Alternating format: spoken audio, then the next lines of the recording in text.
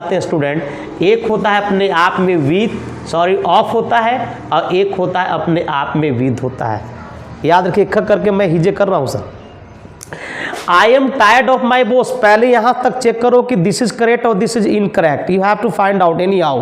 तो that's why sir I am trying to teach you कि tired मेरा एक सर एडवर्ब होती है, एक क्रिया विशेषण जिसको बोलते हो हिंदी में, तो इसके साथ प्रेपोजिशन सर ऑफ भी सही होता है और विद भी सही होता है। स्टूडेंट याद रखना, टायर्ड के साथ जब ऑफ कब लेते हैं सर, तो याद रखिएगा हम एसबी किसी इंसान के साथ से अगर सर हम थक जाते हैं, उब जाते हैं, तो वहां पर टायर्ड के साथ ऑफ ले लेता है। और यदि सर किसी से हम मेंटली थकते हैं, फिजिकली थकते हैं, ऑफ ले लेगा। मेंटली थकेंगे सर वहां पर विथ ले लेगा। जैसे मैं लिखते लिखते थक गया, तो this is the work of your physically और mentally, it's work of your mentally, तो I am tired with writing हो जाएगा।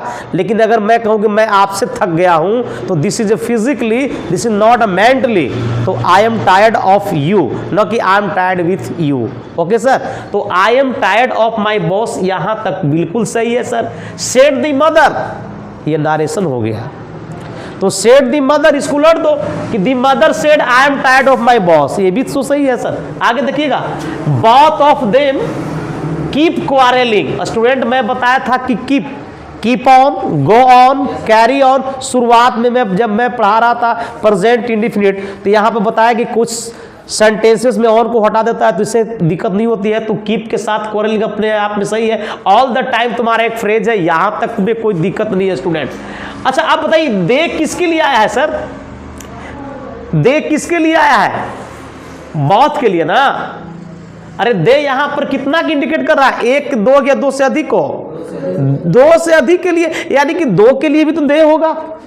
अब बताइए सर, तो they are quarrelling with one other. ध्यान दो भाई, यहां पर चल रहा है दो की बात, ध्यान दीजिएगा।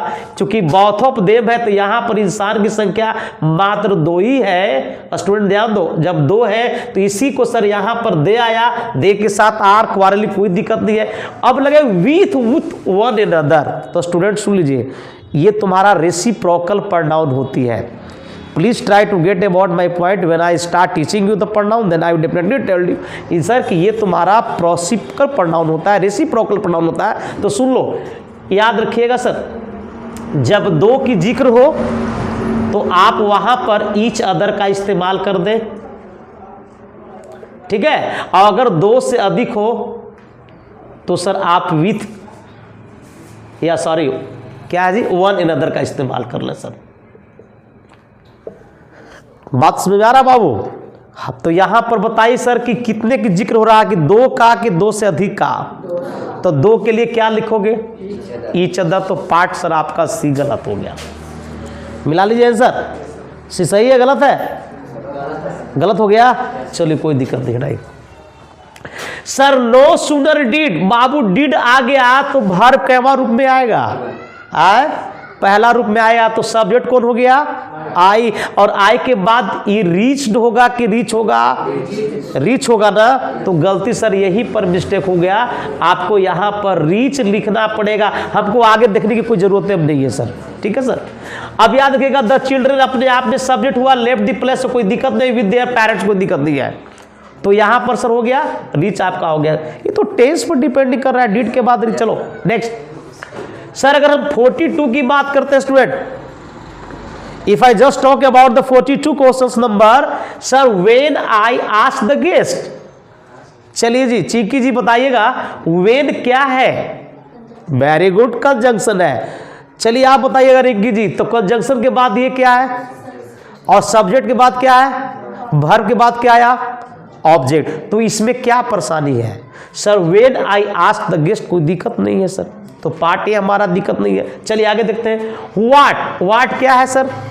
कंजंक्शन है, वेरी गुड। और बताइए कंजंक्शन के बाद क्या आएगा? तो सब्जेक्ट में सी, कोई दिक्कत नहीं है। और सी के साथ वुड क्यों लगा दिया? क्योंकि आगे हमारा पास्ट का जिक्र कर रहा है, तो वुड के बाद V1 लाइक लगा दिया, लाइक के साथ टू ड्रिंक लगा दिया, कोई दिक्कत नहीं है। फिर ये क्या है सर? सी सब्जेक्ट, सब्जेक्ट के बाद V2, ये क्या है?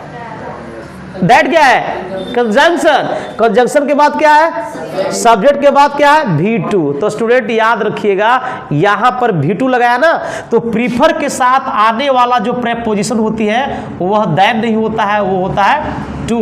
यानी याद रखिएगा, प्रीफर के साथ हमेशा टू आती है, दैन नहीं। तो स्टूडेंट क्या हो जाएगा? पार्ट सी गलत हो गया सब। कोई दिक्कत है क्या इसमें? चलिए, I did not wanted to listen to him, but he was adamant and discussed the matter. Sir आइए शुरुआत से इसको चलते हैं। Sir I did not wanted आ गया, क्या ये सही है गलत है? यहाँ पर क्या होगा? want होगा, तो यही पकड़ा गया सर। तो ये आपका पार्ट ए हो गया सर, यानी कि सर want होगा। तो बड़े बड़े सेंटेंसों